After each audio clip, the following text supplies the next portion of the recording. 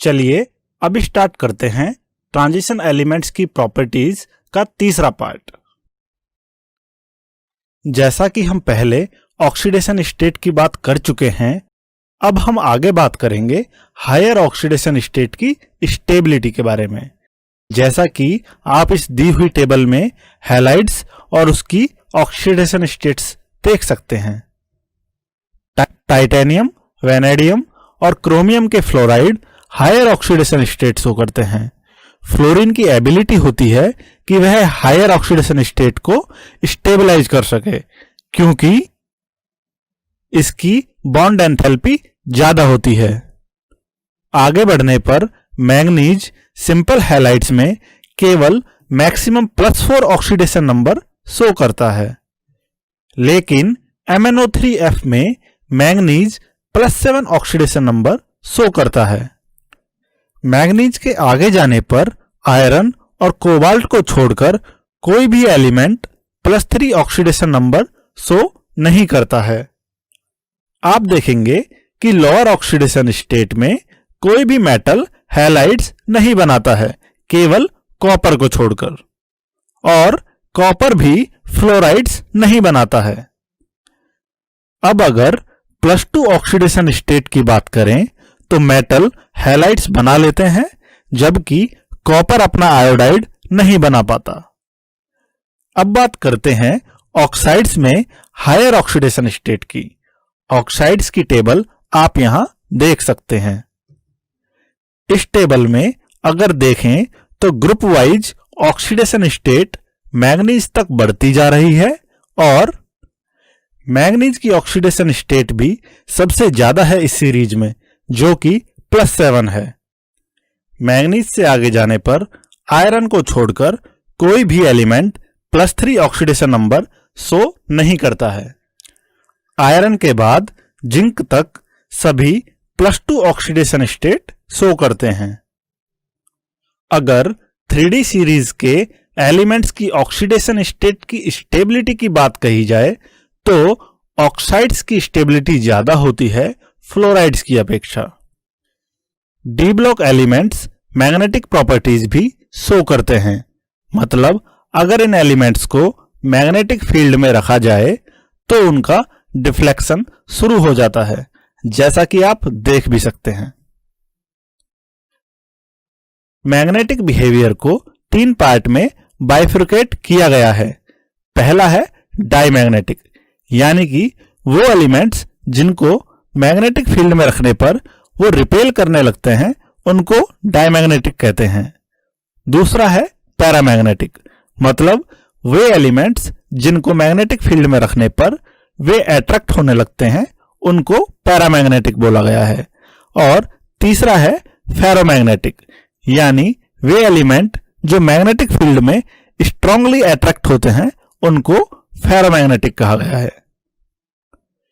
किसी मेटल की paramagnetic properties उसके अनपेयर्ड इलेक्ट्रॉन के डायरेक्टली प्रोपोर्शनल होती है, यानी कि जितने ज्यादा अनपेयर्ड इलेक्ट्रॉन्स होंगे किसी मेटल में, उतनी ही ज्यादा हमारा वो मेटल पैरामैग्नेटिक होगा। जैसे क्रोमियम का इलेक्ट्रॉनिक कॉन्फ़िगरेशन कुछ इस प्रकार है। इसमें 6 अनपेयर्ड इलेक्ट्रॉन्स हैं, तो ऑब्वियसली बात है कि यह पैरामैग्नेटिक होगा। ऐसे ही मैंगनीज की बात करें तो इसमें 5 अनपेयर्ड इलेक्ट्रॉन्स हैं, तो यह भी पैरामैग्नेटिक होगा। अगर जिंक का कॉन्फ़िगरेशन देखें तो इसमें 0 अनपेयर्ड इलेक्ट्रॉन हैं, तो इसीलिए जिंक हमारा डाईमैग्नेटिक होगा। किसी एटम में इलेक्ट्रॉन का मूवमेंट 2 तरह से होता है। एक तो होता है इलेक्ट्रॉन का मूवमेंट अपनी खुद की एक्सिस के अबाउट, और दूसरा होता है न्यूक्लियस के अबाउट। मूवमेंट के कारण उसका अपना मैग्नेटिक मोमेंट भी होगा, और यह मैग्नेटिक मोमेंट स्पिन के लिए फाइंड आउट किया जाता है। मैग्नेटिक मोमेंट को म्यू से रिप्रेजेंट करते हैं, और इसका फॉर्मूला √n × n+2 होता है, तथा इसकी यूनिट बोर मैग्नेटॉन होती है, जहां पर इस फॉर्मूले में स्मॉल n का मतलब होता है नंबर ऑफ अनपेयर्ड इलेक्ट्रॉन्स। आपने कभी लैबोरेटरी में देखा होगा कि किसी कंपाउंड का तो कलर होता है और किसी कंपाउंड का कलर नहीं होता है। ऐसा क्यों होता है, चलिए जानते हैं। अगर 3D सीरीज की बात करें तो मेटल्स के आयंस का कलर डी ट्रांजिशन की वजह से होता है और डी ट्रांजिशन होता है अनपेयर्ड इलेक्ट्रॉन्स की वजह से। चलिए समझते हैं कि डी ट्रांजिशन क्या होता है। लाइट एनर्जी के कारण जो लो एनर्जी डी ऑर्बिटल्स के इलेक्ट्रॉन्स होते हैं वो एक्साइटेड हो जाते हैं और एक्साइटेड होकर वे इलेक्ट्रॉन्स हाई एनर्जी के डी ऑर्बिटल्स में चले जाते हैं और जब वे इलेक्ट्रॉन वापस से लोअर एनर्जी स्टेट में आते हैं तो विजिबल फ्रीक्वेंसी की कुछ वेव्स जनरेट करते हैं जिसके कारण आयंस का कलर होता है। इसके कुछ एक्सेप्शंस भी हैं, जैसे कि वैनेडियम +5, क्रोमियम +6 और मैग्नीज +7 कलर्ड कंपाउंड होते हैं, पर इनके अंदर अनपेयर्ड इलेक्ट्रॉन्स नहीं होते हैं।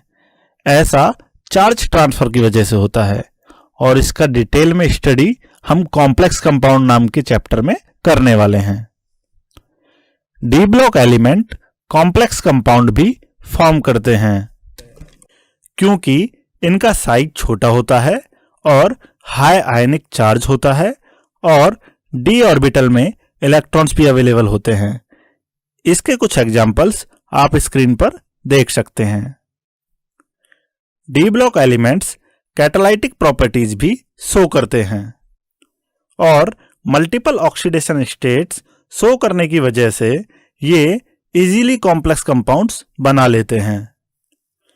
जैसे कि कांटेक्ट प्रोसेस में वैनेडियम पेंटा ऑक्साइड का प्रयोग होता है और हैबर प्रोसेस में कैटलिस्ट के रूप में फाइनली डिवाइडेड आयरन का यूज होता है।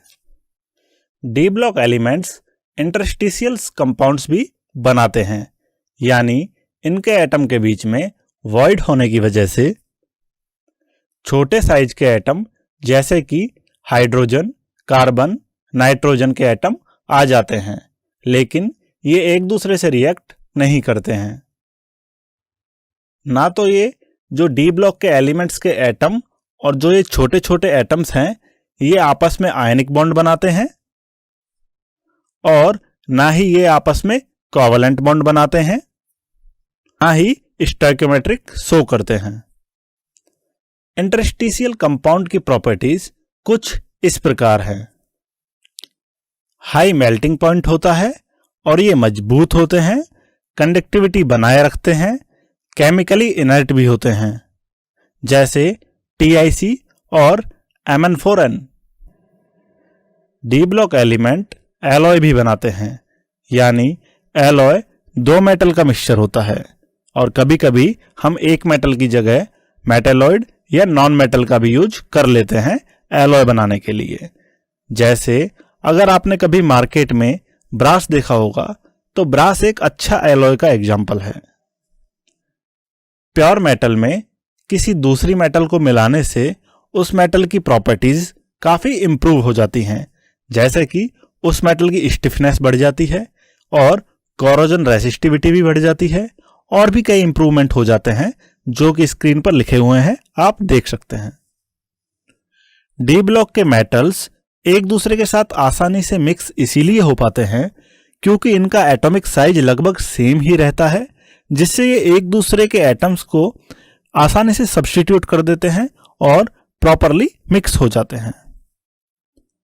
एलॉयज दो प्रकार की होती हैं, एक होती हैं फेरस एलॉयज, दूसरी होती हैं non ferrous alloys. Ferrous alloy वो होती हैं जिनमें आयरन मेन कंपोनेंट होता है। यदि फेरस एलॉय में कार्बन की क्वांटिटी 0.1% से कम होती है तो उसे हम आयरन एलॉय बोलते हैं। यदि 0.1% से ज्यादा होती है तो इसको हम स्टील एलॉय बोलते हैं, जिसमें कार्बन हार्डनेस प्रोवाइड करता है। नॉन फेरस एलॉय में आयरन नहीं होता है, जैसे कि ब्रास एंड ब्रॉन्ज। यहां कुछ स्टील के एग्जाम्पल्स दिखाए गए हैं।